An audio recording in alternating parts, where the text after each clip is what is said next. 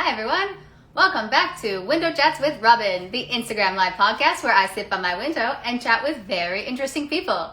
Today's guest is Derek Gilroy. So excited this is finally happening. Okay, I'm going to try to invite him in and I think it's going to work. And yeah, it's going to be an exciting chat. Really, Derek, I feel like if we have nothing to talk about, then we'll just work on the scene for tonight's class. So there you go. Sophie can have a proud teacher moment. But let's see if I can invite Derek into the room. Okay, sending an invite. Oh, do I have the worst reception right now? That would be so annoying. Okay, Derek, I tried to invite you. I think it's going to work. Let's find out. The suspense is killing me, I think. Can anyone die of suspense? That'd be weird. That'd be a really weird way to die. This is getting random. Derek, don't leave me alone with my thoughts. It gets weird, man. Oh my gosh. This is like the first struggle I've had. Derek. This is why I waited so long to have you as a guest, because Instagram does not like us right now. Will I have to restart this? I don't know. I mean, I wouldn't be upset if I had to restart it because I don't know if this is my strongest introduction. That being said, maybe it's fun when it's random and I ramble to myself. So a lot of options, a lot of, let's try this again. Da-da-da. Derek, it says you can't join. Oh God, why? Okay, Derek, I'm going to take this offline because I'm not sure why you can't join. I'm going to try one more time and maybe it'll work, but probably not. Oh my God, it worked. Oh, my Hello. heart. That was dramatic, Derek, and I was not happy. That felt like season 1 of Window Chats. Sir, you frightened me, but hi, you're here. Welcome. How's it going? So good to see you. It's so good to see you too. Oh, the lead up. Okay, you're in. Whatever. We'll just talk now. We're cool. Look at your background. Cool. That first invitation for some reason didn't. I don't know what happened there. It's, you know, when you send an invite to a party and then no one comes, that's what I felt. It was very awkward and uncomfortable. I always come to your parties. Oh, thanks. I actually don't throw any, but good to know that at least one person will show. For sure. Yeah. So how you doing? I'm well. How are you? I'm okay. I'm excited this is happening because you're fascinating. No, I'm just. Yes. How am I? Okay. This is the problem. My internet is weird and I can't interrupt you and I like to talk over people. So this is my challenge for this chat is I'm not going to. So go ahead. I'm curious how I'm interesting. I don't know if I'm very. Okay, DJ D-Rock here. All right, sir, this is why you are interesting. So I found out, this is the journey I've had with discovering the awesomeness that is Derek. Okay, I met you because I was doing the whatever class with your roommate, Delaney, and I'm like, okay, this guy gets my humor. This is interesting. I like his vibe. And then I see you in an open class, and I'm like, oh, whoa, this guy's like really, really talented. Like he's doing 2 different scenes. He's throwing accents. And then I look you up on IMDb and I go, oh my God, this guy has done everything. and then I see you at that party, that Christmas party. You're a DJ. Yeah. What can't you do? Like, actually, what can't you do? So I'm fangirling right now. I'm honored to have you as a guest. You got a big fan in Caitlin Park as well. She's the best. I missed her so much. We worked together at one of the places I DJ'd at, but she doesn't work there anymore, so I'm sad. Aw. Caitlin, why are you making Derek sad? Okay, But like, I just wanted you to share your like journey with people because I also found out you were a dancer. I'm like, well, yeah. So, I mean, ever since I was a kid, I wanted to be a performer, and I started dancing. That was my thing. My parents took me to like a dance movie, and then I wouldn't sit down. I would just dance in the aisles, and then my parents were trying to figure out, like, Christ, what are we going to do with this kid, when he's not in school? And then they tried a bunch of stuff, and baseball and t-ball and a bunch of stuff that just didn't click. And then they're like, oh, that clicks. And so they put me into like breakdance lessons and hip hop lessons, and then that kind of snowballed into ballet and jazz and modern and all that stuff. And then in high school, I went to Technical School of the Arts, and I was a dance major there. And then I kind of gave it up and just kind of floated for a little while. But I remember in high school, I got a really good mark on an acting thing, and and it was like the highest mark I ever got in school. Period. It's like a 97%. And the only reason that I lost marks, I guess, is because there's a shit ton of swearing in it. So they had to dock me some marks because of the swearing. They just weren't ready for your creative expression. That's right. That's on them. Uh, so then, that stuck when I gave up acting and discovered pizza and beer and stuff. Oh, sorry, I gave up dancing and discovered pizza and beer. I was like, well, shit, what am I going to do now? And I remember the acting thing, and I auditioned for theater schools and got in. So then that's what I did. And then it was just I did that for 2 years. Left a acting program at George Brown and was supremely lucky to fall into an insane agent and started my journey. So that's how it went. Yeah. I like that. Yeah. So it was interesting, just kind of flip flopping back and forth to different artistic expressions and stuff like that. Yeah. So, like, acting and I was a good dancer, but I wasn't a great dancer. You know what I mean? Like I was good. But I don't know. Kat would disagree. She's telling us we have to see you dance. Now, I'm not going to force you to dance on an Instagram Live, but I do expect to see you dance at some point. Now, listen, the last time I danced was not last weekend, but the weekend before, and there was an excessive amount of drinking going on. So. All right. So if we get you drunk enough, we'll see some dancing. Now, it's a little early. I mean, I don't judge if someone wants to drink at 1 in the afternoon. That's fine. But maybe. I also got in a conversation with someone about dance, and then they're just like, well, show me what you got. And I was like, you show me what you got. And then they did. And I was like, okay, well, I can't not dance now. And then Did you have a dance off? A little dance off. The stuff you see in movies and it happened. Oh my God. Yeah, I love that. Yeah, it was great. It was fun. It's so interesting because I used to think that everyone could dance and everyone had a sense of rhythm. So I never understood until you see people that actually don't have a sense of rhythm and can't dance. And I go, oh, I never knew this was a skill. Because sometimes you can just hear the beat, right? And you're like, oh, yeah, that's what it is. Even if it's like, I don't know, it made a weird choice for a dance, but it was on beat. Okay. Yeah, it's strange to me too that people can't. Well, especially because of the DJing as well, right? When you're dancing, you count like bars of 8, and in music, you count bars of 4. And it's just it shocks me that people can't figure out like when the downbeat is, but Nazi people can't get it. Like, okay. It's so funny because I can't remember how this came up, but me and my brother were working on a project, and I'm like, okay, ready? 5, 6, 7, 8. And he's like, he's ready to go because we were just always doing random dances and musical stuff growing up. Yeah. And then I think his girlfriend, he's like, what's happening? I don't understand. This is so confusing. I'm like, well, like, you should know 5, 6, 7, 8. Like, you should know this count off. We're starting something. That's what it is. We don't start at 1. It's 5, 6, 7, 8. You never start at 1. That's weird. Okay. You don't need 8. You just need 4. Let's go. The chorus line. That's a Yes. the chorus line is 5, 6, 7, 8. Classic chorus line. Esther, I'm sure you could dance, Esther Chung, okay? In a like comedic way. Dancing in no time. I mean, look, here's the thing though. The thing about dancing is like anyone that commits to a move, I respect it. Sure. Like you don't have to be good. Like you just have to like want to dance. And like there's just such a fun energy that when you start moving your body and you're like, this isn't a dance move, but it is now. And I'm committing and I'm happy and I'm. Absolutely. Yeah. I mean, it's a sign of happiness. You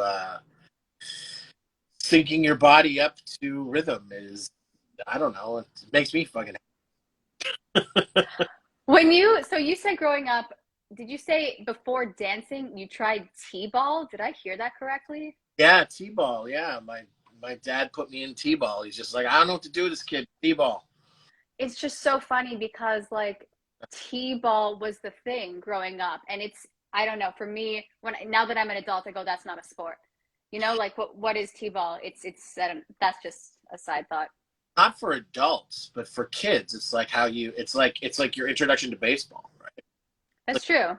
E But and then oh, an I overhand. want adult T-ball. Can we please start an adult T-ball? I, I I hate to say it, but I think it'd be pretty boring. Like, you know what I mean? Because everyone would hit the ball all the time. So I mean, like You say that, sir. You have unless not seen me play baseball. just fucked, like then maybe not. But like yeah, I mean, yeah, it's sort of an introduction to baseball. I kind of feel like maybe if you've never played baseball before, that's a good place to start. Instead of just hand throwing, because like you probably miss a lot of pitches or not. I don't know. I haven't played baseball in so long, so I couldn't tell you. You've done a lot of other things. You're busy. Yeah. It's not even okay. Here's the thing. So Derek and I are in the same class right now, and one of the scripts we got like require. I mean, it doesn't require an accent, but it has an option for an accent, in my opinion. And like Derek's just going to be Irish tonight. He's going to whip out an Irish accent. I'll be like, "What can't you do? You do so many accents. How?" I have an ear for it. I never trained properly, and specific accents from specific places, not that great.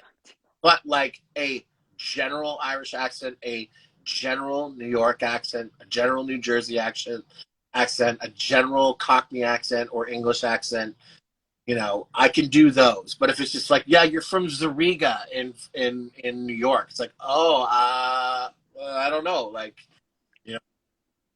Well, So, I think if you do your New Jersey accent, you could live in Zariga, but you're from New Jersey, so that's your choice. yeah, it totally works. But it's just like, no, this guy's born and raised Bensonhurst, and that's different than being born and raised in Queens or born and raised in Harlem or whatever. Like, there's different cadences to it. Like, and you can hear it too. Like you can hear it. I'm just like the specificity of that. I'm not super good at, but a general accent I can.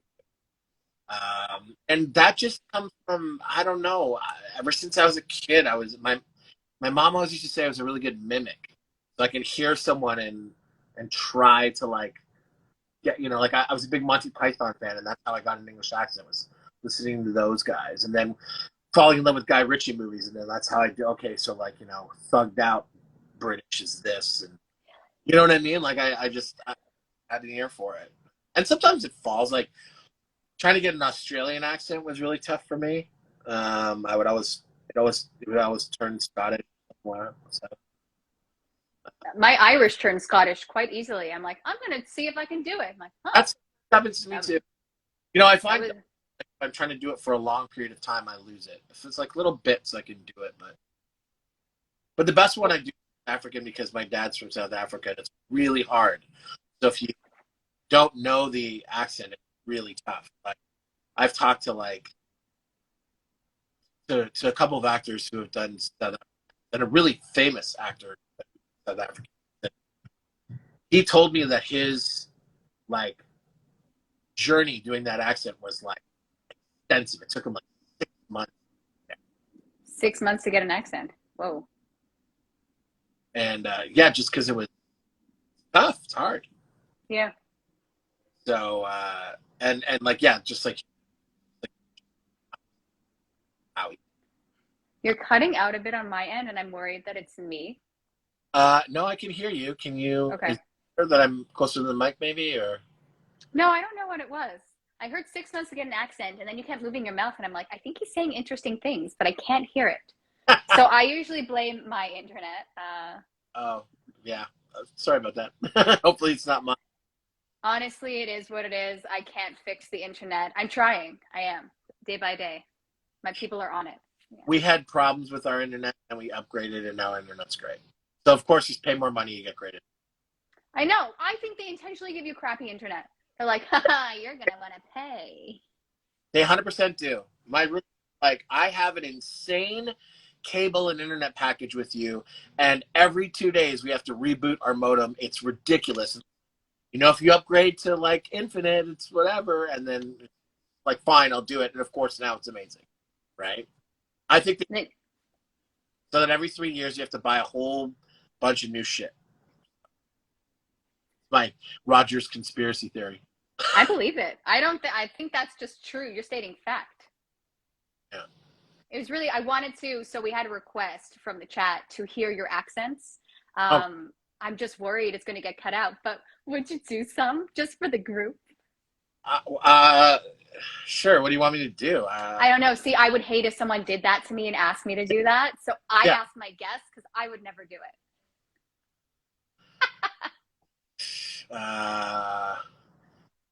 Uh, well, I'll do a South African accent because it's really hard. Oh, okay. Okay. Yo, Robyn, I promise you, every single time I come on Window Chats, every now and again, I get a little nervous about doing accents for people when they ask me to. But I'm doing it for you today because you're quite lovely. That was so fun. That was my first South African accent on here. Thank you, Derek. Never forget your first. No worries. Yeah, no, it's yeah, you just have an ear for it. I can pick it up. It's weird.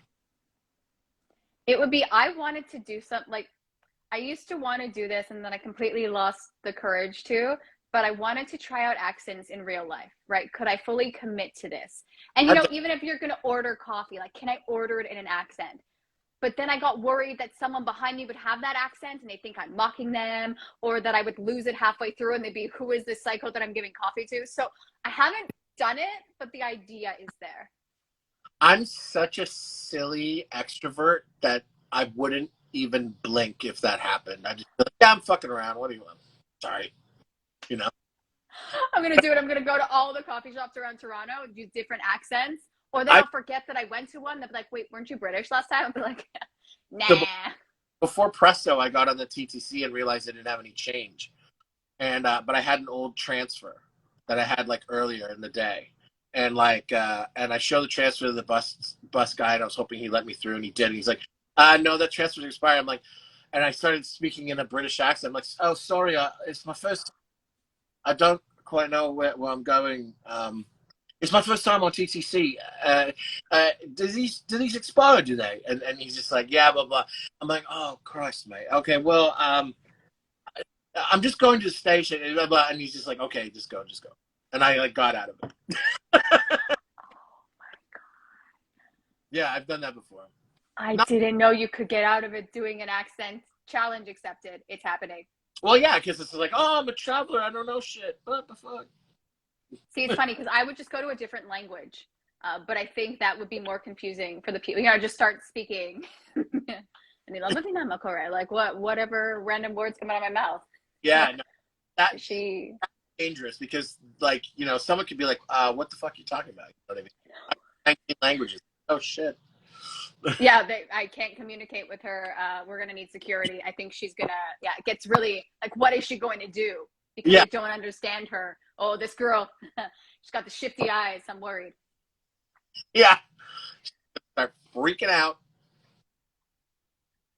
And then I shut down the TTC. You're welcome. Okay. And you're just like, I just need a ride, man. Fuck around. Need a ride. And not even that. I don't even need a ride. I was trying a bit. It didn't work. I didn't even. Yeah, I'm an actor. I'm trying to bit.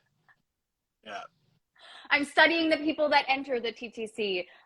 What is their walk? What's the Yeah. environment? What's feeling it?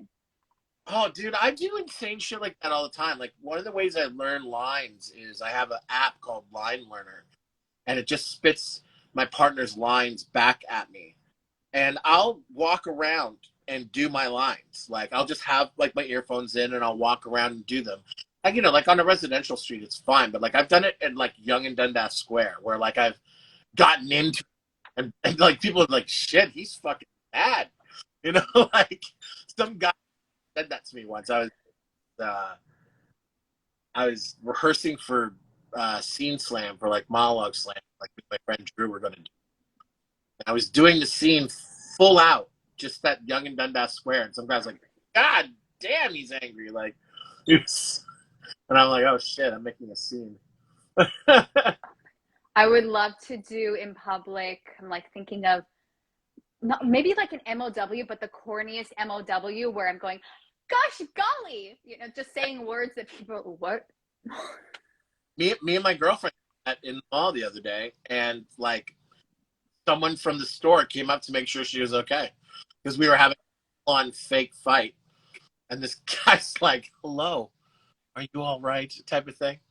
It's like, listen to what we were actually together. You could tell that, but like he thought we were fighting. He's like that guy. That happens to me and my husband all the time because we just choose the weirdest places to make sarcastic jokes.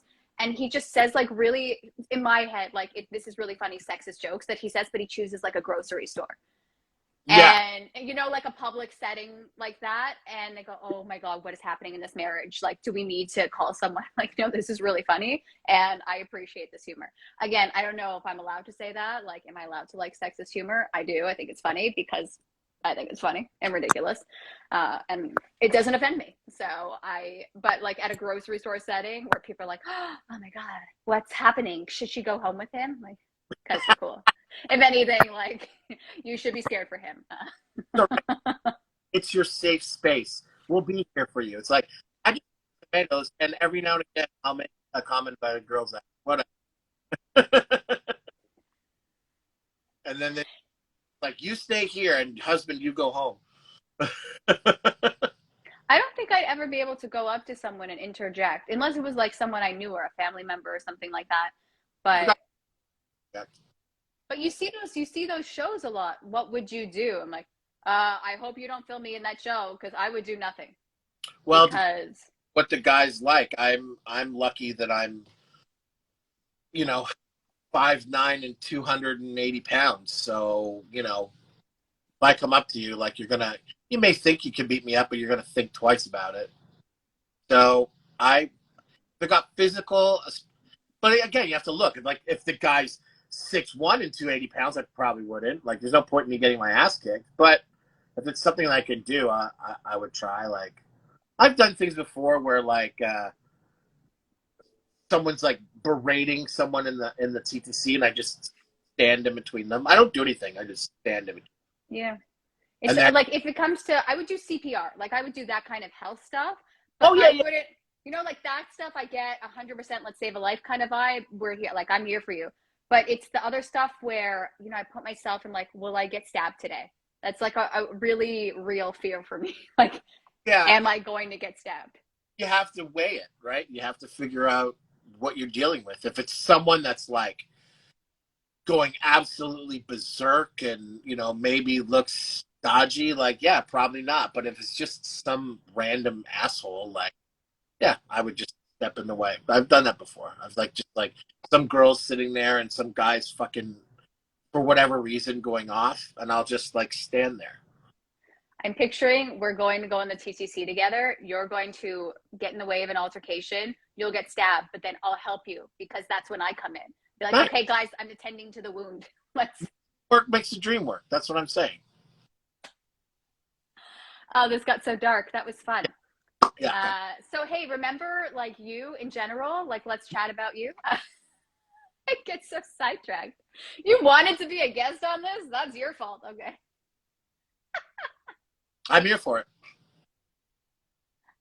I don't know. I love random conversations. But Yeah. I wanted to chat with you about that movie. You were doing press for it in London. Hang on. Chamber of Terror. I wrote it down. Yeah. Is it Chamber of Terror? Okay. Yeah, no, I was real. There's such a crazy story with that movie. I used to work at Blockbuster Video back in the day, and this guy Mike Pereira worked with me. And like I was, getting my acting career slowly started, and he had directed a feature that like was awful and went nowhere, and he wanted to be a director, but he also was like getting married and he wanted to start a family, and then that happened, and like directing kind of got sidetracked until he was going to like a couple of like horror movie conventions here in town, Toronto After Dark and Blood in the Snow and stuff like that, and some of the local guys here, and they sort of encouraged like make shorts again. He did, and his shorts started getting into all sorts of great like film festivals and stuff like that, and then eventually someone was like, okay, we'll give you some money to do a feature. And then COVID happened, and he was just um, like, then he decided, well, I can't do anything else, so I may as well like finish writing this thing and get it going, and he did. And I said to him, I said, I asked him to come watch like Sophie's class. I'm gonna do it soon. I know a shit ton of really, really, really talented non-union actors. You should come watch that. And he was like, okay, and he did. And he's like, yeah, there's some great people in there. And but he was just like, boy, like I've never really seen you act. Seen you do, some of your stuff on TV, and it's good, but it's like doesn't really affect you as an actor. But boy, you did some really good work, so on and so forth. I'm like, oh, thanks, man. And then yeah, and then Chamber of Terror was coming around. He was like, yeah, I'm looking to fill these roles to no one. And I'm like, well, I'm not doing anything. LOL. No, but like that, I'm like, no, man, you're making your first feature. I want to be a part of that. And like, it's yours if you want it. And I'm like, okay. And so then I helped him. My friend Seth O'Shea. Oh, I know Seth.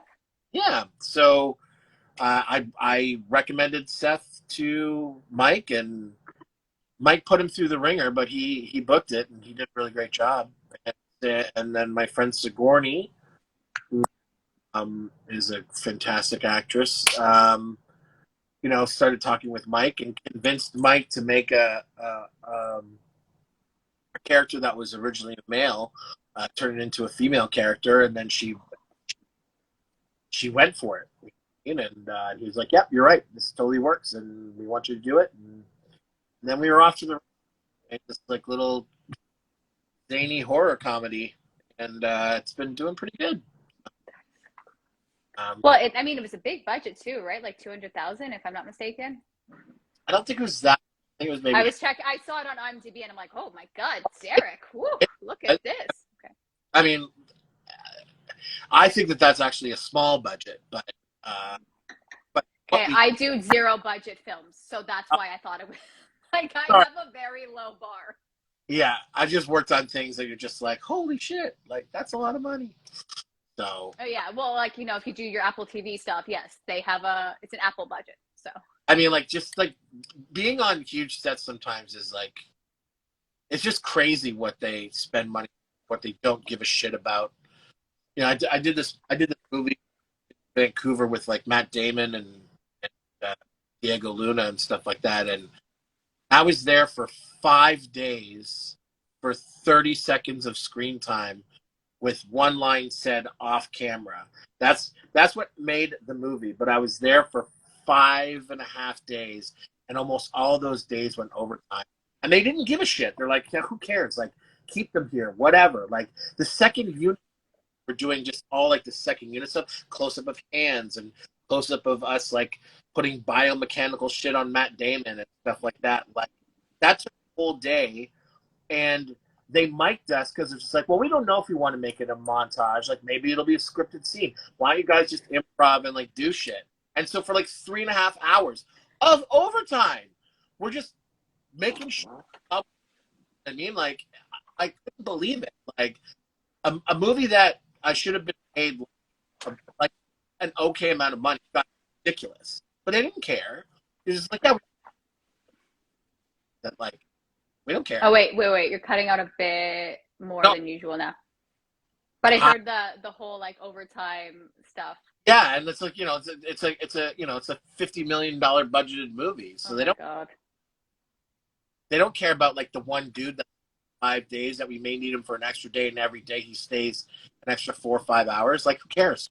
You know what I mean? I spend more dinner. They don't care. So it's like okay.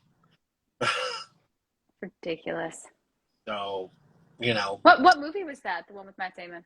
It was called Elysium. Oh, that one. Okay, yes.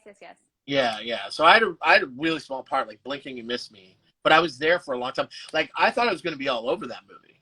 You know what I mean? Like when I actually like read the script, I'm like, oh, I got some cool like little interchanges here. This is great. And then like we would shoot exactly what was in the script, and then Neil Blomkamp would be like, I just fuck around. Just like we'll do like 5 or 6 takes. So you guys just like, basically the skeletal structure of the scene, but improv and do shit and whatever. And I'm just like, yo, that's 3-4 hours of like setups. He's like, yeah, do what you want.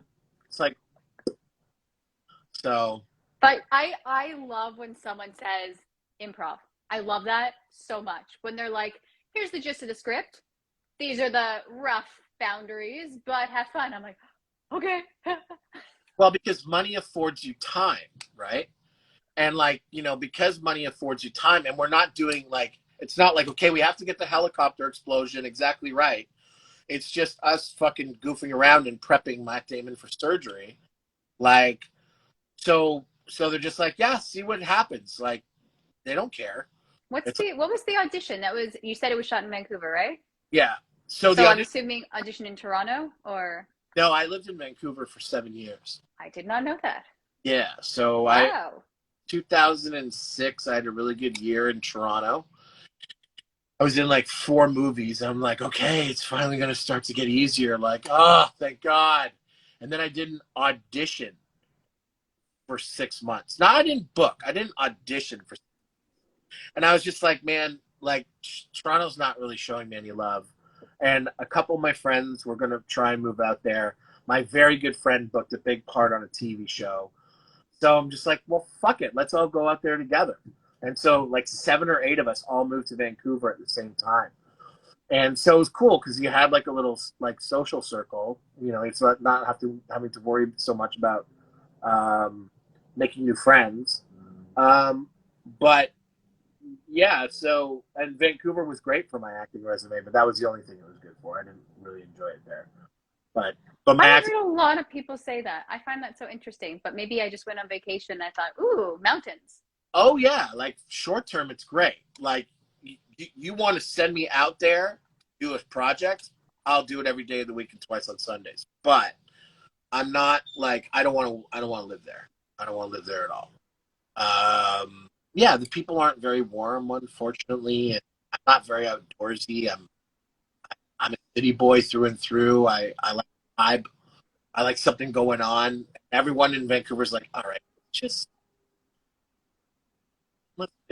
relax.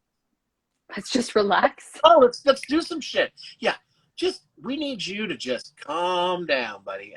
Like, no, fuck that shit. That's not. So. So you're not moving back to Vancouver anytime soon. Noted. Okay. I'll work there. Any Vancouver filmmakers, I'll work there. I mean, yes, to work, absolutely. Yeah. Okay. Yeah. I got lucky. I booked a movie that shot out there, and they flew me up and put me up and everything like that, and that was great. I got to like visit with all like my acquaintances and my friends there, and got to film this movie. But then, like after a month and a half, I'm like, okay, cool, I can go home now. Like, it's great. Right. Did that group of friends? Did they all move back to Toronto, or are they still there? Yeah, every single one of them.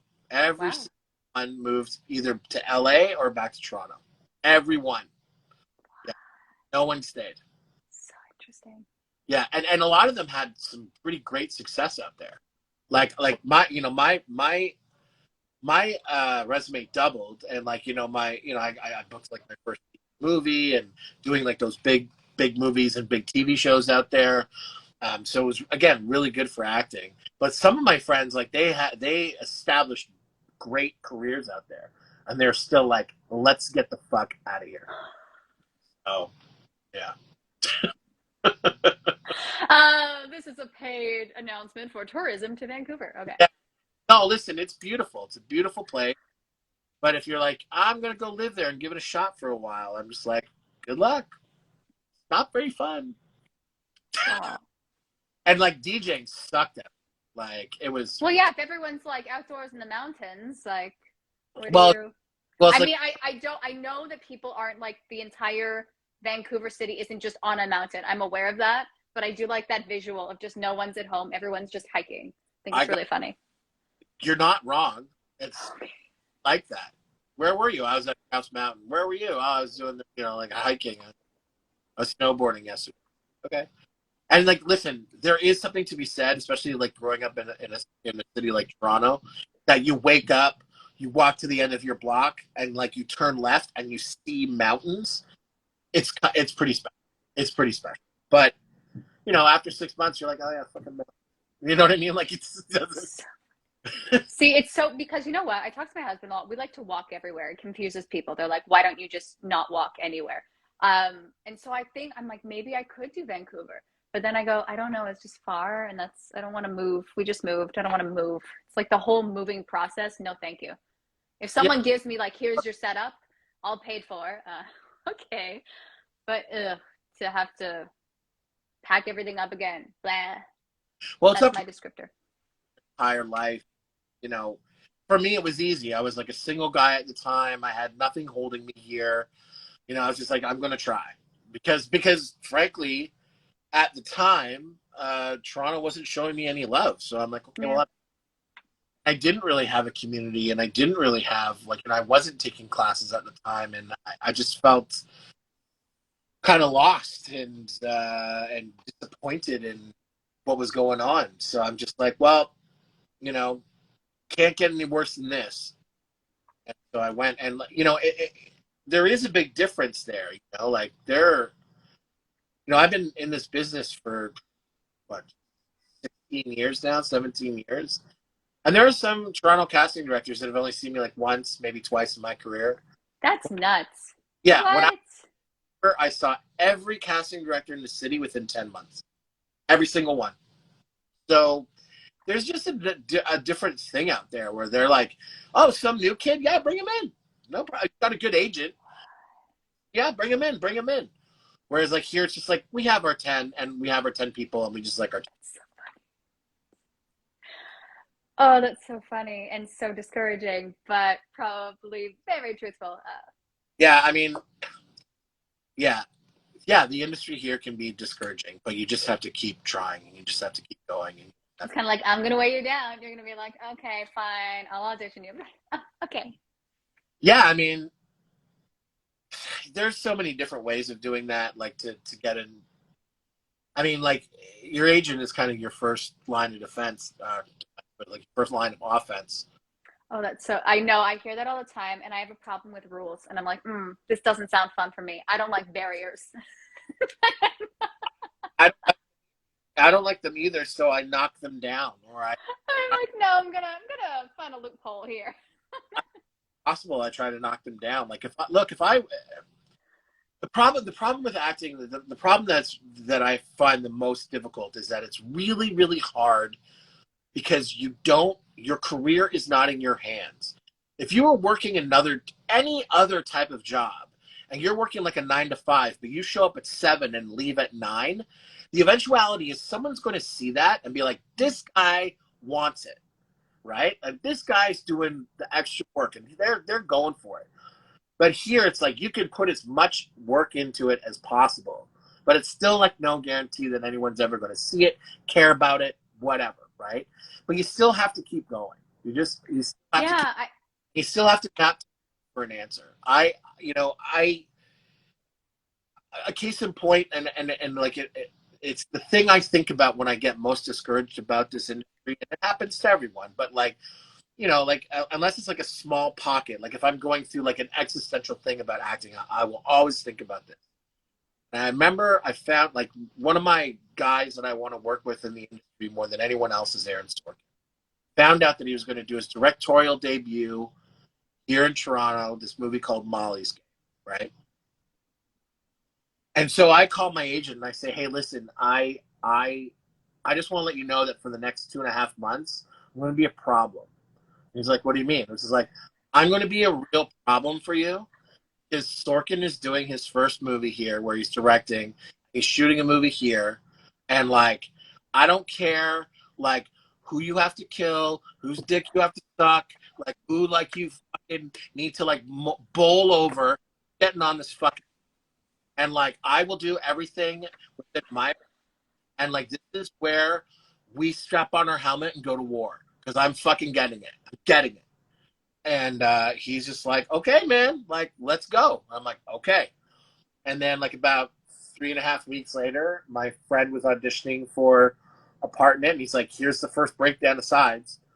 And like I looked at them and I'm just like, oh, okay, fuck, there's really nothing there for me except for this overweight gangster part, but he's got to be 60, but fuck all that. So I went to my agent and I said, you see the breakdowns? He's like, I did. He's like, you see the gangster part? He's like, I did. And I'm like, I'm assuming you to me. I did. And I'm like, and let me guess, they didn't want to see it. And he was like, no, you're not 60 years old. I'm like, well, fuck it, shit, putting it on tape anyway. And he's like, go for it. I'll give it to them. If you put it on tape, I'll give it to them. I'm like, okay. And so then I went to Sophie, my coach, our coach, Sophie and and Rooney, of course, Raw Studio. the best. And I was like, I want this so bad. And then she's just like, well, let's not do a thing where it's like, here's the camera, here's your reader, you're in front of the camera, that's your audition. Let's do something. And I was like, okay. So we set up her studio where she was like literally sitting behind a couch shooting me. And then I at the door. We hired, not hired, but like asked one of my friends who's like a redheaded actress because we knew Jessica Chastain booked the part. So I'm just like, let's like, it's already going to be difficult for them to see me. Like, it's like, they're going to see this audition and be like, well, he's not 60. Fuck. You know what I mean? Like, it was already going to be like that. So I'm like, well, let's just like make sure that they don't have to spend their disbelief any less than. So I got this really great. Oh, wait, 1 sec. We're losing you a bit. Hang on. I really want to hear this. I'm just driving me nuts, this internet connection. I'm like, this story is so good. Okay. Well, we got my friend Courtney Deline to be my scene partner, and it's a horrible scene. Like I burst in the door, I beat the crap out of her, I steal all her money, and then leave again. Right? Stick a fucking gun in her mouth. It's like really intense, right? Right. But we shot it like a short film, and even though I didn't get that part, and even though I didn't like you know what I mean, like I probably wasn't even considered. They did bring me in a couple more times to play like some of the poker players that are at the like smaller parts, but I didn't give a shit with Sorkin. I didn't give a shit. I'm like, whatever, I'll be the fucking plumber in the scene. I don't care. And again, like that didn't work out. But the fact of the matter is that like me and my team, me and my agent, myself included, and my acting coach, and my actor friends, and like my agent, and the full weight of that agency, basically like backed me on trying to get that part. There was nothing more I can do. Okay, but like I'll never be like, well, fuck, yeah, I should have worked a little harder for that. It's like, no, I worked as hard as I could. And even though, like, again, like that didn't work out, I'm proud of that work. I'm proud of that gumption. I'm proud of going there. And the fact of the matter is that, like, I kind of feel that that's what's required to make it in this industry. And if you're not ready to do that, you're in for a shit ton of disappointment. Because if you're not going to do it, there's 9 guys in the wings that will. And that's just kind of the reality, unfortunately, So, like, listen, that sounds exhausting, I know, but it is what it is. But look, but it's not, I don't know if it sounds exhausting. It sounds like you were on a mission, like you are getting this, they are going to see you. Mm-hmm. I love that story so much because, again, you were kind of saying before how, it's really hard to be an actor. Everything's out of your hands, but you got that script. You're like, okay, I know I'm not 60, but I'm auditioning and someone's going to see it. You got that script. You had that friend. You made those, like you filmed it. So you took so much of your career in your own hands. And I love that story because it's so important to know that even though, yes, you might not be picked, you have in control. Like, again, you were very lucky with the resources you had as well. Like someone just starting out might not have those resources, but you did so much to get seen. And I hope no one watches this and then everyone's taking their friends' sides and submitting it. You have to see me. Didn't you hear Derek's story kind of vibe? But I just think it's good to know these stories because sometimes that's how hard you have to hustle. If not, like if there's something that you're so passionate about, of course. And that's what it takes. Like the fact that they still saw you for other roles too, that's huge. The fact that they're seeing you like that, that's it's a good story. I appreciate you sharing it. Yeah, I mean, like, yeah, exactly. You can't do that with every single one. Like that was a situation where that was like one I wanted most in my, so I went after it. You know what I mean? I went after it hard. Now I don't do that with every single one, but I'll do something where, like, if a friend's auditioning for something and I think that I could be good for it, I'm not getting seen, I'll tell my agent about it. And again, I don't do it all the time, but like once every 2 months, something will come up and I'll be like, hey man, like I think I could crush this. And, I'm like extremely fortunate that I have an agent who casting listens to and that, you know, can get me in there. And I know, unfortunately, there are plenty of actors who have agents who are like, fucking stop bothering. And like, and they you really have to kind of do a check and go like, well, is this person for me? And I think one of the scariest things being an actor is unrepresented. Uh, Oh, did we talk recently? but I think instead of actors, you know what I mean? But I think that you need, like, no one's going to be a bigger cheerleader for you than you. And the second person that's got to be your biggest cheerleader is your agent, or else it just doesn't work. You know what? It's like, but here's the thing too, and it's so because I talk to so many people in the industry on all the sides, right? And it is really hard to be an agent. It's such a thankless job half the time because you could be pushing your talent and your talent doesn't know how hard you're working because like what do you get? Hey, these are all the things I submitted you for. You can get a submission list at some point. That's fine. But it's just so much work on the agent's part. And it's not like they're representing one person, right? They have to try and make an income as well. So I see it being hard for the agent to just be there all the time, and like sometimes they don't have the connections that you need, or even sometimes it's just like, no, why are you pushing yourself for this role? This is weird. Or they have a different vision of what that actor should be. And I think there's so many different components to the actor agent relationship, and even agent and casting and all. There's so many components. It's so interesting. Yeah. And I don't think there's like a right or wrong agency per se. I do think it's how you interact with that agent and how, like, does that work for you? Yeah. That, yeah. Relationships, right? It's a working relationship. Yeah. I think one thing that actors really need to get in their head, because I think a lot of them don't do this. But that for you, like The agents work for you. Is that what you said? yeah, the agent, they can drop you, like but it's like they work for you, like, you know what I mean? You're the client, so if you see your career going one way, you want your career to go one way, and they're like, I don't really see it that way. You really got to check it and see if that's like the right person for you. Because like you could spend years with someone who's like, Robyn, you're the girl next door, and you're like, no, I'm not a badass assassin. I can do the badass assassin. They're like, yeah, assassin, you're Hallmark for life, and then you're just like all of a sudden your career turns into this like miserable thing. Like why do that? You know what's so funny? Because there used to be classes where I'd take and they'd say, okay, let's all discuss everyone's type. And that's totally fine. You can do that. I find like I will be the type you need me to be. Yeah. Like, I don't care.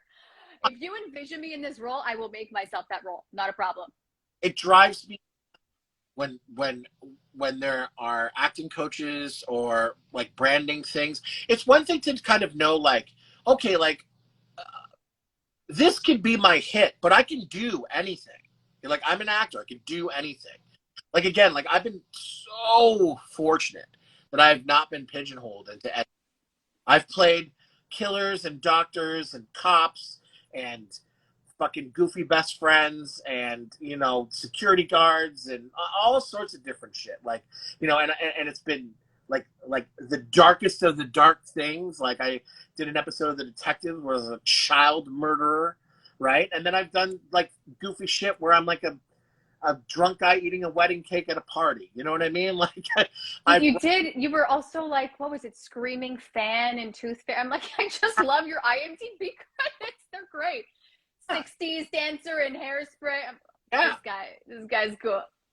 yeah. I mean, like Oh, those are like lucky things where just like yeah, they liked my look, so I booked those things. But so I'm lucky that like I've kind of been able to run the gambit. But and I know how difficult it can be. You're like pigeonholed in this one thing, and you want to do other things. You know, like, but I really think that that relationship with your agent needs to be strong enough where you're just like, I know we're making money on like the cutesy things, or I know we're making money on like the real intense drama things, but fuck, like I don't want to come home and cry all the time. Can we just do something lighthearted and funny, please? Because I could do that too, you know. But it's also good to know your brand. Like in Toronto, I don't know like a lot of my competition, but in Vancouver, I knew exactly who my competition was. So I would get a breakdown, and I'd be like, I'm going to try my best to get this, and I'm going to do the work. But you know, Chris Gauthier is going to get this. Nick Carell is going to. He's going to get it. But every now and again, something will come across something will come across me. No one's getting this but me. I'm the guy. Like they can't do it, I can do this. So that's kind of good. You know what I mean? It gives you like kind of a confidence in your abilities. So you know what's so interesting? On the weekend, I was a reader, and it was the casting call they had put out, whatever breakdown it was. Um, the people they brought in for the callbacks were all over the place in terms of like ethnicity, gender. In fact, it was so even age, right, and it was so interesting to me to see how, like, when I left, I thought, I don't know who they're going to choose because everyone made a different choice to a point where I go, that was fascinating. Oh, didn't see it that way. And then I can see how if it's an actor that keeps getting to that final callback phase, how frustrating it is to be, why am I not booking? And it's like, it's just not for you, but it doesn't mean you're a bad actor. And I think it's so hard in this industry to keep making it and just not fully getting there because it's just not the right part for you. But like, there's so much talent. And this was a non-union project. And I'm like, oh God, this is so much competition because I'm non-union as well. I'm like, oh God, everyone's so good. I was hoping that everyone would just become union. And then it's like, then I'm the only talent left that hasn't gone union. It's not working. Like people are really good. It's frustrating. Like, no. yeah, yeah. I mean, that's the thing is that I've noticed. I've had friends who are readers too that have said that most people, most like not all the time, but most sessions, everyone's a pretty good actor. Like Yeah. there's no one that's shit. Everyone's a pretty good actor. It's just like that one person that like there he is, right? Or And that, you know what, and that's what I thought. Like, I don't know who they ended up choosing, but I'm like, yeah, that's exactly what they were going for. And it's like, and even if you get the redirects and everything, it's like that person just got it to what the director's vision was. well, I'll tell you a story. I was auditioning for this show called The Coroner, and Ah. and I thought I did a great audition. My agent was like, "Wow, that was a great audition. It was funny and it was sad and it was perfect. It was really really great." And then my friend Nick got the part, and I was just like, "Well, I can't get too mad at that. Nick's a great actor, and you know." And so I was just like, "Hey man, can I see your audition tape?" And he's like, "Yeah." He sent me the audition tape, and within 30 seconds of watching that audition tape, I'm like, "Of course he booked it," because there was something. There was like I was doing a good job. Like it was a good audition, right? But I watched him and it's like, oh, that's just a guy talking to someone else. He wasn't doing anything. I know. Like it was effortless and it was just you know, like there was a moment where like for example, like you know, he's talking to the lead of the show and then he's just like, "Oh yeah, you know, like I mow the old lady's lawn, you know," and I said that I would help her out. Why do you need help? You know, with anything around the place? And for me, it's just like, I'm like, oh, I'm gonna flirt. Like, why? You know, you need any help with anything around the place? You know what I mean? You know, Yeah. just like not over the top, whatever.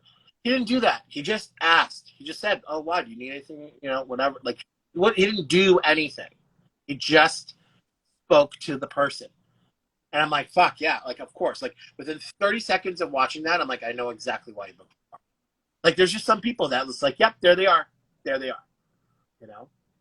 And the great thing about casting is that they want you to book the part just as much as you want to book the part.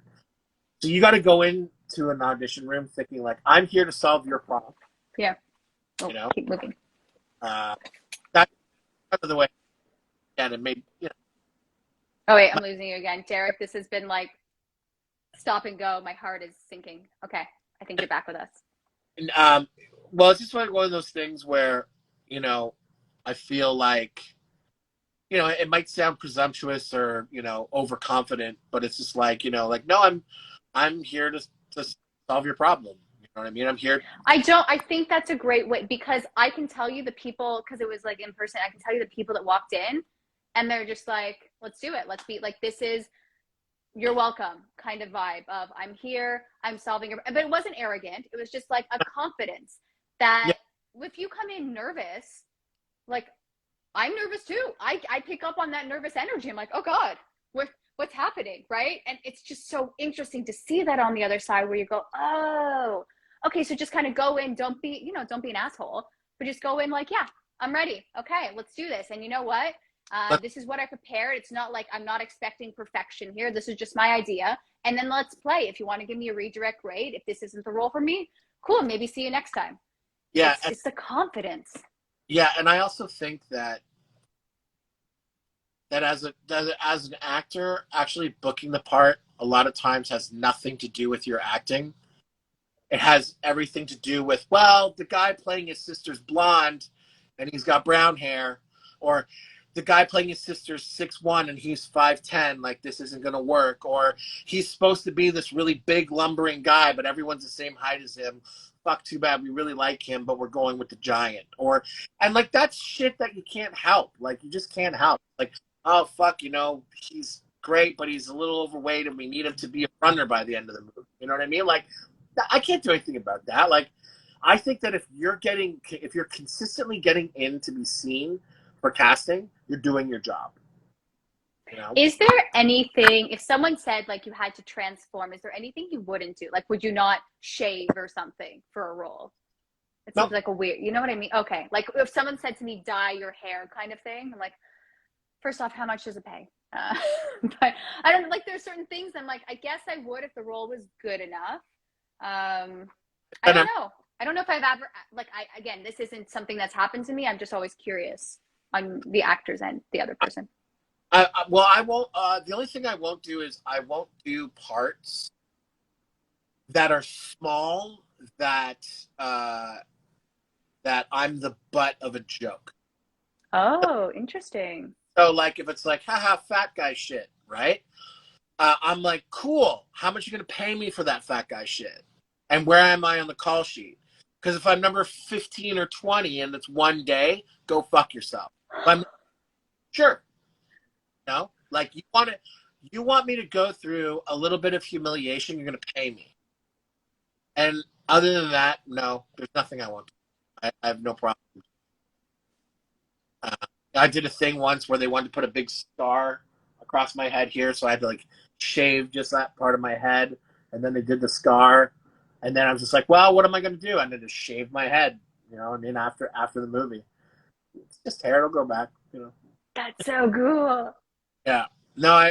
There's very rarely things I won't do, but I won't be.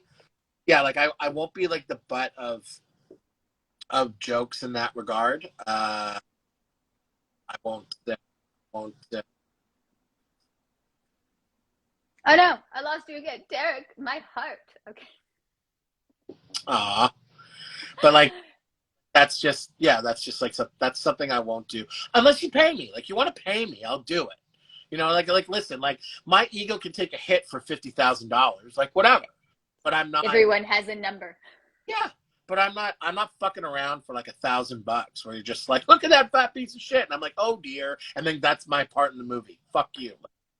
It's so like I really thought we moved past those kinds of jokes, but then you We, see something and go, oh, huh, okay. we have mostly, but you know what? Here's the thing.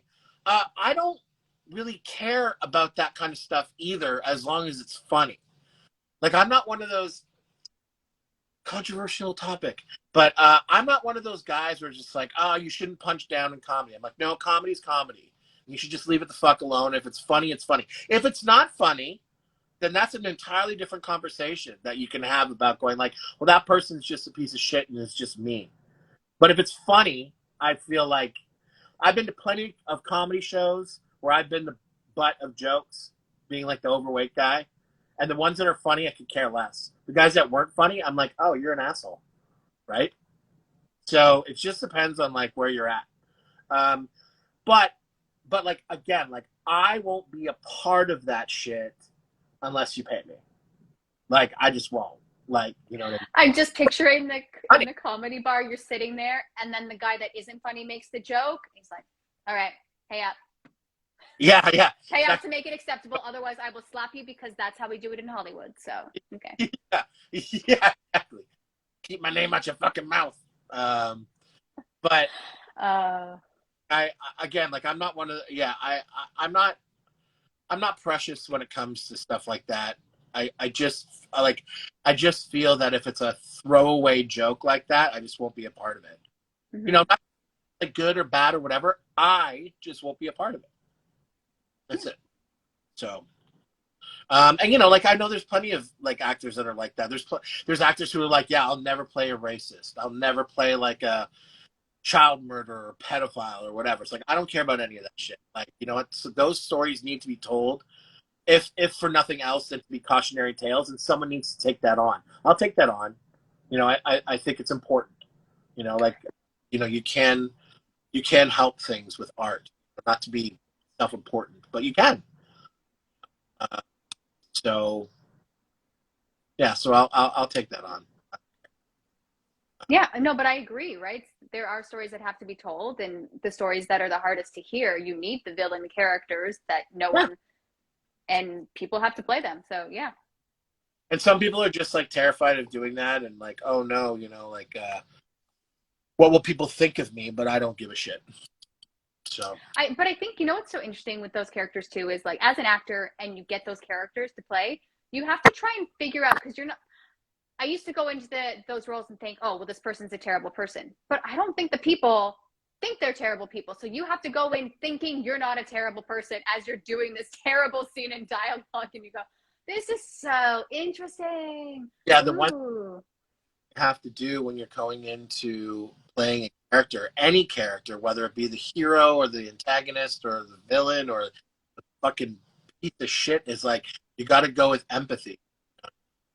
Uh, and sometimes that's really hard because sometimes the world is black and white, but not usually. Usually it's a shade of gray, and usually you can find empathy. You know, you're playing like the Ku Klux Klan guy, right? So you do, you know, you do your deep dive into that. But like, you know, there's like this guy, Daryl something, I can't remember his name. He's a black blues musician from the South, and he has done a thing where he has gotten something like 350 former Ku Klux Klan members to relinquish their robes to him because he's talked them out of being racist. An incredible thing. But that would never happen if he's just like, oh, they're racist pieces of shit. Fuck them. He's like, no, he took the time to like talk to them and like, how did this happen? Why did you? Well, my parents did it. My parents did it. My parents did it. And I didn't know any black people. I didn't never talk to them. Like, you're the first black person I've ever talked to. And you're a great, yeah, I'm wrong. And in fact, I probably am wrong. And he led with empathy. And that's what we have to do as actors. And Christ, it's hard sometimes. It's really hard. But it's what's required. Yeah, So that is so interesting. Ooh. every one out. Pardon? Every now and again, I pull out some words of wisdom. Yeah. Also, I mean, look, this is probably You win the award for the most F bombs dropped on an Instagram live, sir. So Oh, really? I love it. I found it great. But now I have to make it explicit. So now little kids can't hear the words of wisdom. It is what it is. Oh, no. So Sorry, you should have told me to like keep my language sanitary. you know what? I didn't, but it helps the story. That's my issues with swearing sometimes. Sometimes you get a message across with the swears, and you can't avoid it. You can swear on YouTube, can't you? I feel like you can. Let's find out. I'm not even gonna. I might get window chats gets canceled. Oh no, God. It's okay. Honestly, like it's fine. I want to challenge it. I don't. I'm scared. Internet's scary. It's a scary place. Uh, Oh yes. that's why we waited so long to do this. Yeah. Yeah. Definitely. I feel. Oh my gosh. Lately, okay. I'm gonna overshare and then I'll let you leave because also I have to go over the lines for this. I'm totally prepared for tonight. I I'm not. It's okay. Sophie's not watching this. It's fine. I'll be like, yeah, I was prepping. Anyways, I was doing an audition the other day, and I was doing like here's the script, and then I had to be myself, and I still fall into the trap of like the actor presenter voice, and then like the nervous Robyn voice. I'm like, what is my actual voice? Do you ever fall into like the whole what is my real voice when you're doing an audition thing? uh This is just me overthinking it. I know it's a weird question, but it happened recently, and I'm like, I'll talk to Derek about it because he's the first actor I'm talking to today. Okay. Sort of. I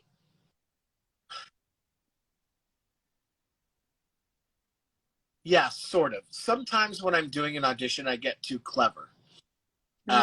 Interesting. So I'm like, oh well, this is what they're doing. This is what I'm doing in the scene.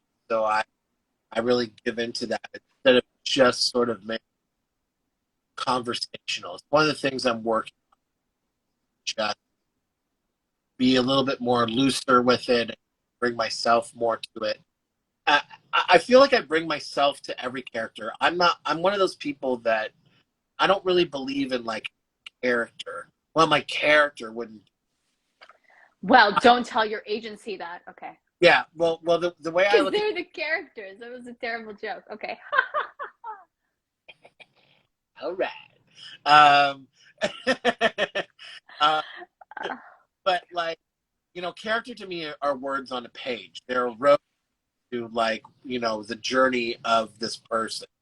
And then your experiences, your life experiences, imprinting that roadmap is sort of what the character is, right? So, everyone's had their ups and their downs, and everyone's been a piece of shit, and everyone's been a fucking gem of a human.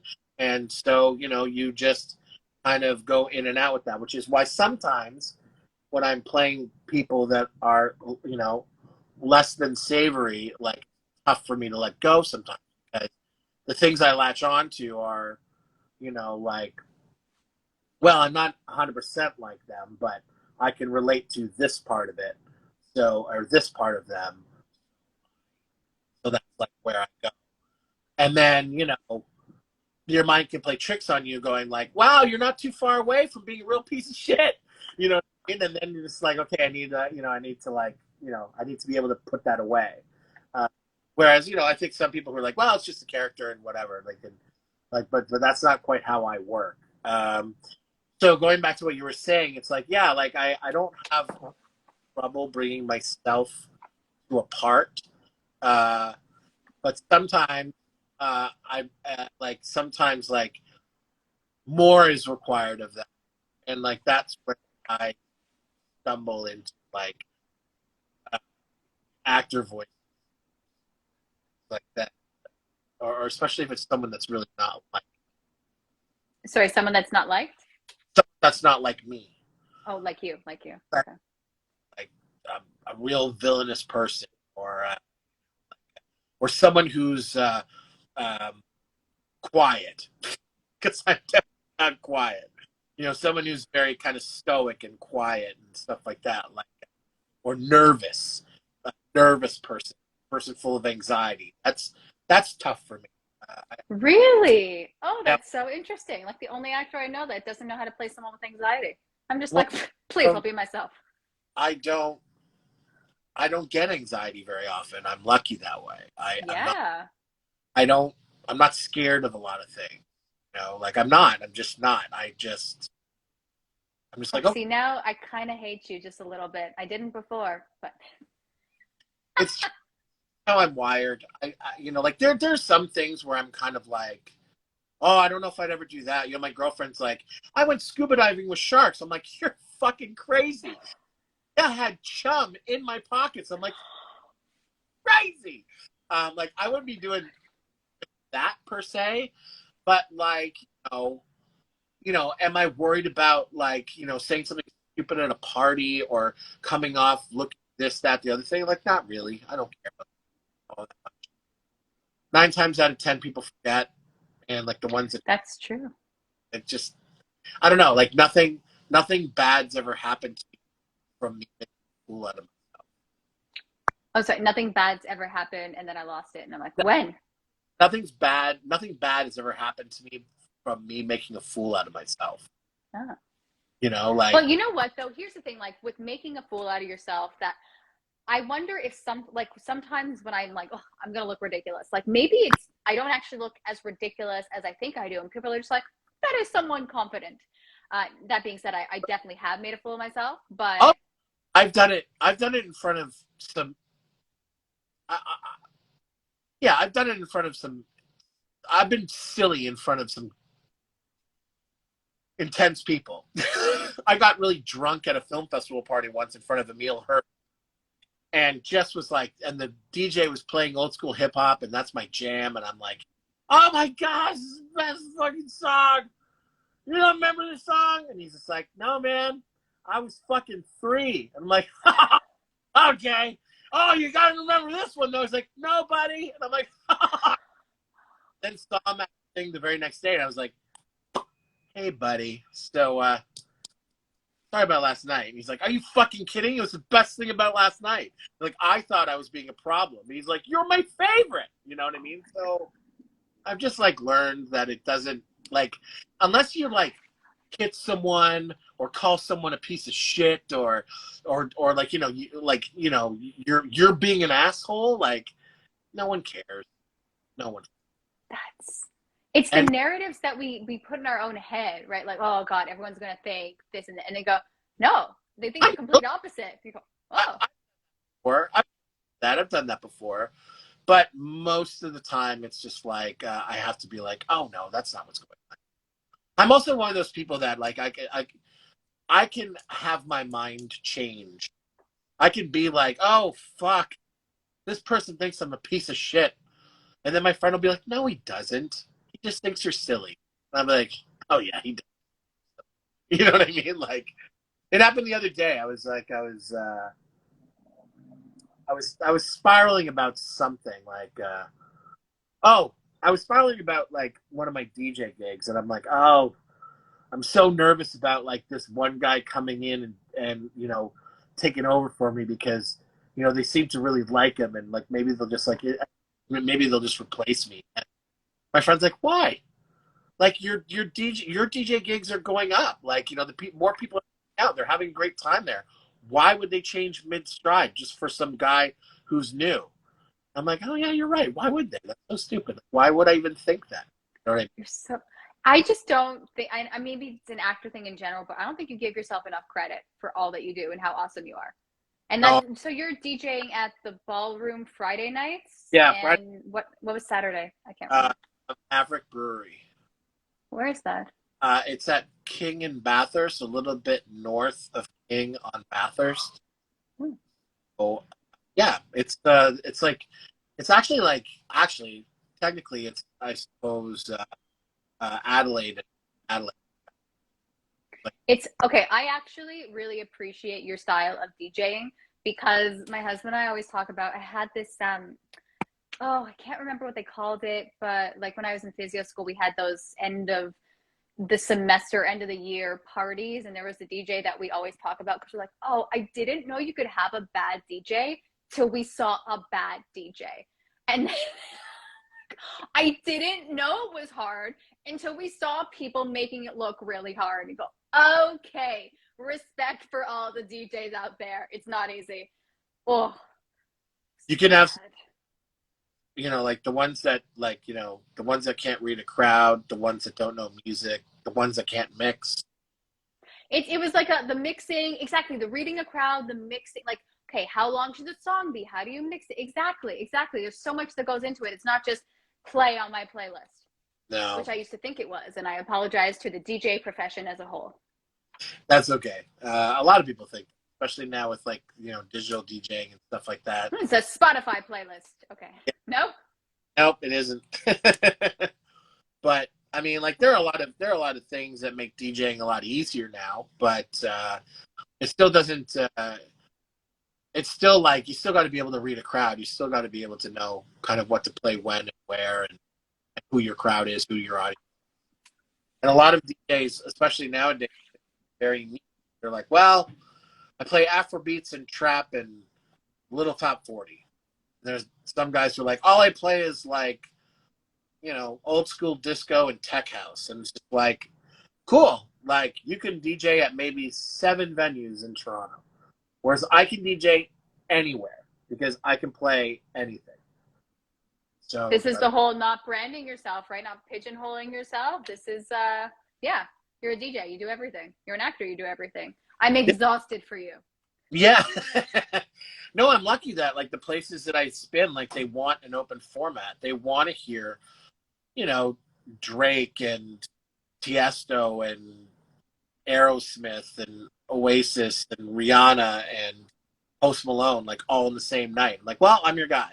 But there's very few guys out there that are like that. They're just like, oh, I'll just stick with this one box. And I'm like, nope, I'd like to think outside of the box. I do my best DJing when no one tells me what to play, what I want. You're an artist. You can't. You're telling me what to do? No. Well, sometimes they have a vibe that they want to keep. Like, okay, and I could do that too. Like, I got no problem with being put in a box. But when you don't put me in a box, it's usually when I. So. I really wish I was at a phase in my career where I could pull a diva card, I wouldn't, like, I just want to pull a diva card in the most ridiculous way that it wouldn't make sense. And then I would apologize afterwards and be like, I was doing a bit. I would never fully commit to it.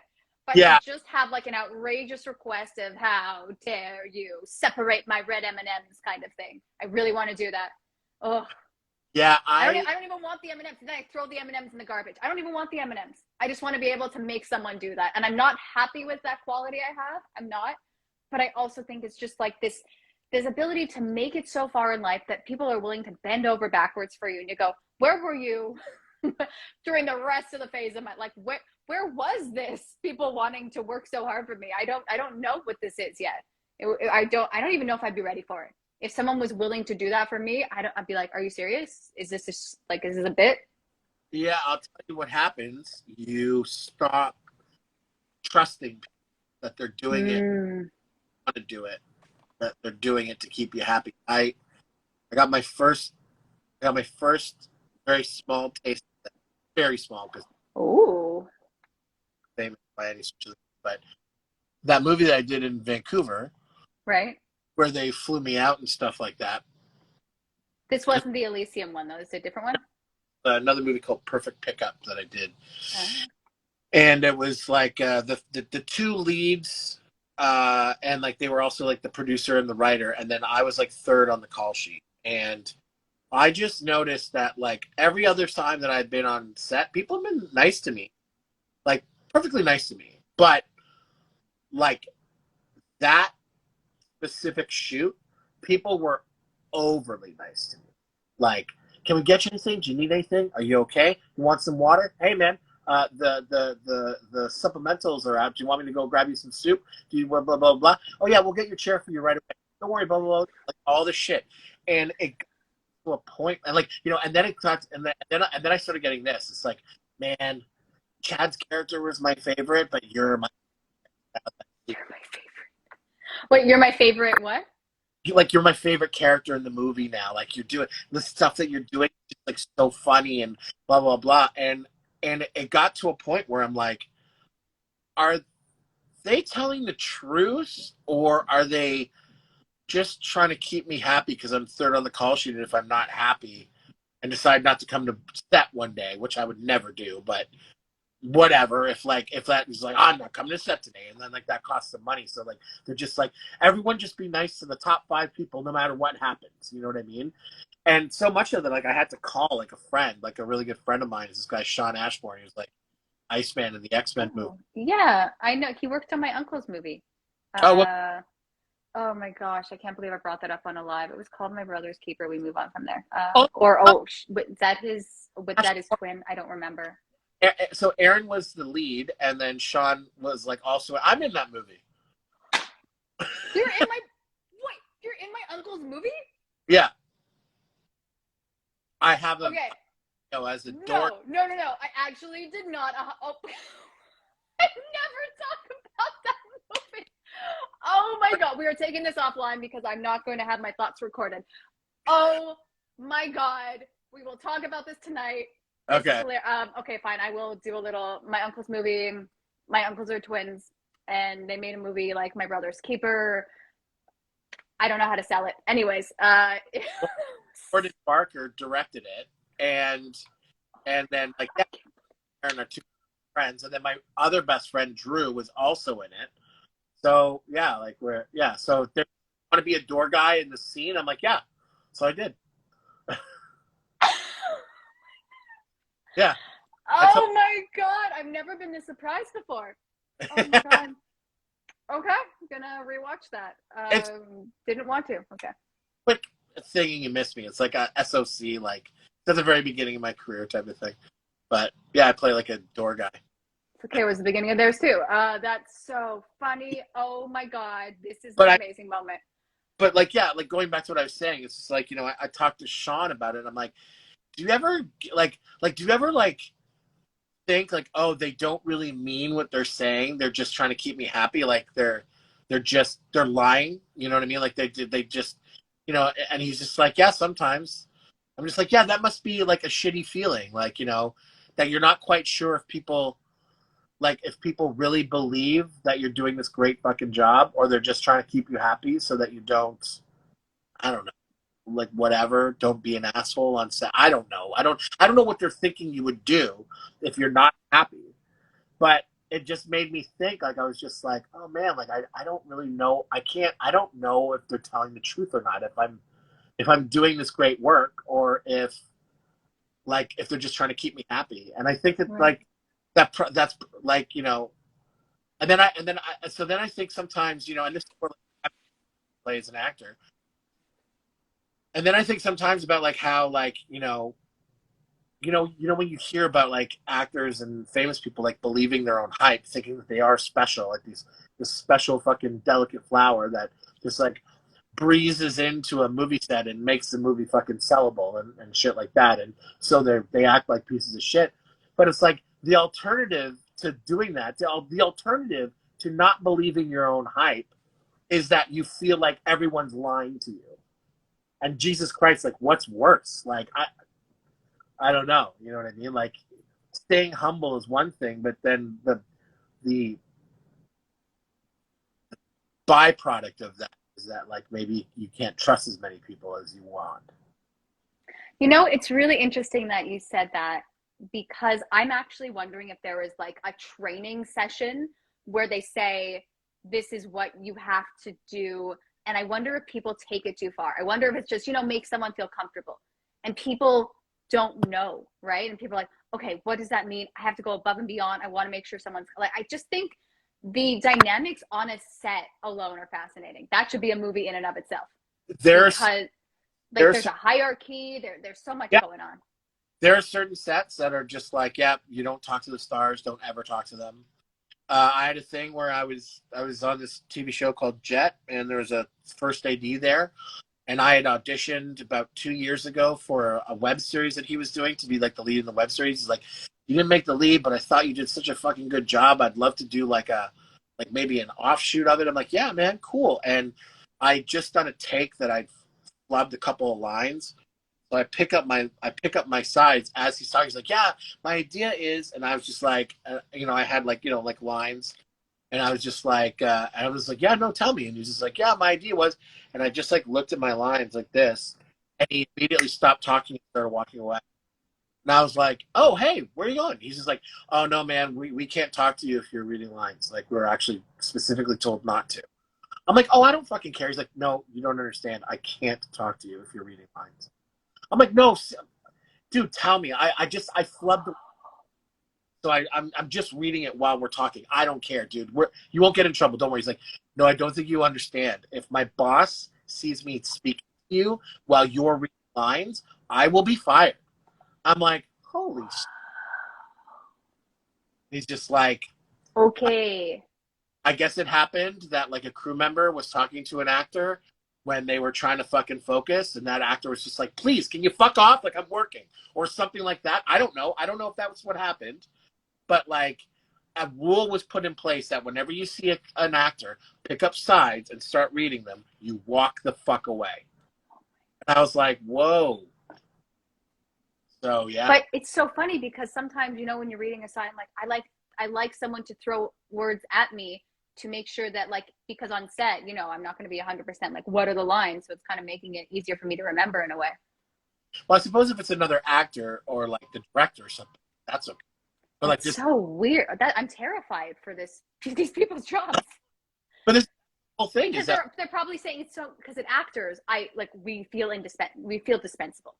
But then you see people on set, talk to someone, you're done. All right, let's bring in the other guy. It's been waiting in the wings. yeah, I don't know. Or I mean, like he made it sound like he would be fired. Maybe he wouldn't be. Maybe it would just be like, what the fuck, man? Like, you know the rules, blah blah blah. But I don't know. Like, yeah, all I know is he swiftly walked away from me when I started reading my sides. So, yeah, like, I mean, I think you're right. I think there are. I think, like, you get like a morning meeting or a morning email, and it's just like, let everyone just make sure not to look J-Lo in the eyes because she doesn't like it. You know what I mean? Like, okay. I mean, I think it's very silly, but whatever. I'm of the opinion that it takes a team to make a movie. It's more important than the other person. So, You know what? It's like I can understand both sides though, because there must have been a point where one of the people had just such a terrible experience on a set that if they can put a rule in, they don't have to explain it, right? Because you hear of these terrible stories happening on set, you go, wow, I can't believe this ever happened to you. So if there is a rule that has to be in play for whatever reason, I do want to respect that, even though sometimes I would roll my eyes at things. I'm like, okay, you know what? Something happened to you that you feel the need to implement this rule, and I don't. That's that's sad for me to hear that that's happened, and that stuff is still happening, right? And you can only control so much. And yeah, again, these a lot of sets where you go, even if you think there's a level of professionalism that you would expect at certain sets, you go, oh, it's still not there. Amazing. When will we reach that? When will we reach that level? I mean, never.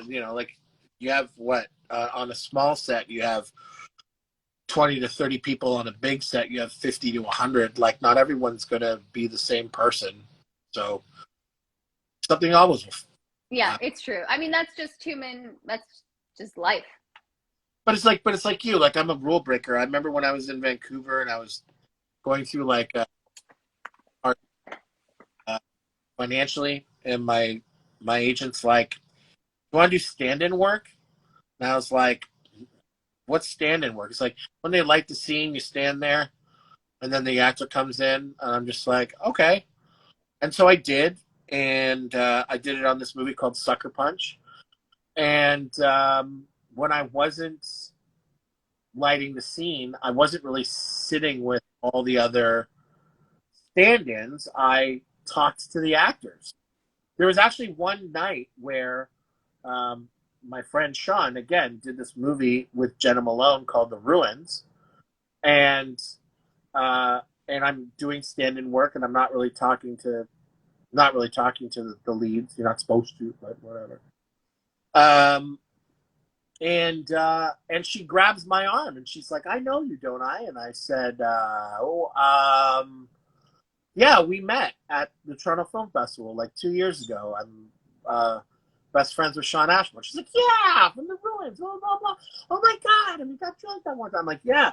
And so then we're talking. So then all the other girls in the movie start talking, and then Oscar Isaacs comes in, and we're all talking, and we're looking at like, the movie takes place in the 60s. So they had these like real life magazines from the 60s. So we're flipping through them, and we're like, oh my God, it's an advertisement for sugar.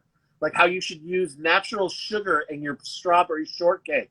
Isn't this hilarious? And then like the director of photography is like doing magic tricks for us. And then, then they're shooting. So I go back to holding, and like all the other like stand-ins are like, shouldn't be talking to the leads. I'm like, first of all, they talk to me. So what am I going to do? Like not talk to them? And also they're just people, I'm not going to not talk to them. And honestly, I don't give a fuck about this job. So like, if they want to fire me for talking to Zack Snyder or Jenna Malone, who talked to me, by the way, I didn't talk to her. She talked to me. I'm just like, I'm not going to do that. Like, you know what I mean? Like, we're all a team here. We're going to have a follow-up. We're going to bring Jenna Malone on the next live. Be like, oh, this guy, Derek, would not take a clue. Yeah, I know. He's such a chatterbox, that guy. Seriously, take your hands on it. Oh my gosh, Derek, here's the problem. This chat went on way longer than I pitched it. Ha ha ha, happens all the time. Is there any, we will end it, but is there any like final words you'd like to share with any actors, even just starting out, or final thoughts? Okay.